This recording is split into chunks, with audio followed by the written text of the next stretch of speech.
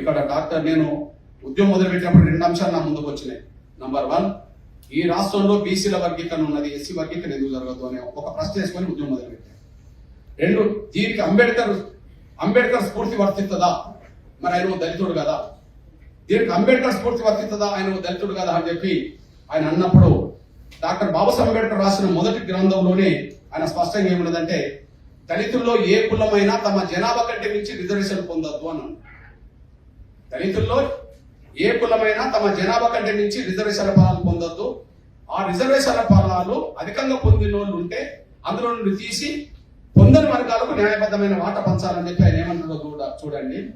ఆర్థిక పరిస్థితి, సాంఘిక హోదా, విద్యా పురోగతిని బట్టి నిష్పత్తిలో పంపకం చేసుకోవాలి దళితులు అని చెప్పి డాక్టర్ బాబాసాహెబ్ అంబేద్కర్ మొదటి వ్యాలంలో రాస్తారు. ఇప్పుడు నా కళ్ళ ముందు బీసీలో వర్గీకరణ ఉన్నది, డాక్టర్ బాబాసాహెబ్ అంబేద్కర్ దళితుల్లో ఎవరి వాట వాళ్ళు దక్కాలని చెప్పి కోరుకున్న సందర్భం కనిపించింది. ఇక న్యాయమైన పోరాటమే కదా అని చెప్పి 30 ఏళ్ళుగా ఈ ఉద్యమం నడపాల్సి వచ్చిందనేసి కూడా మీరు మర్చిపోతారు సార్.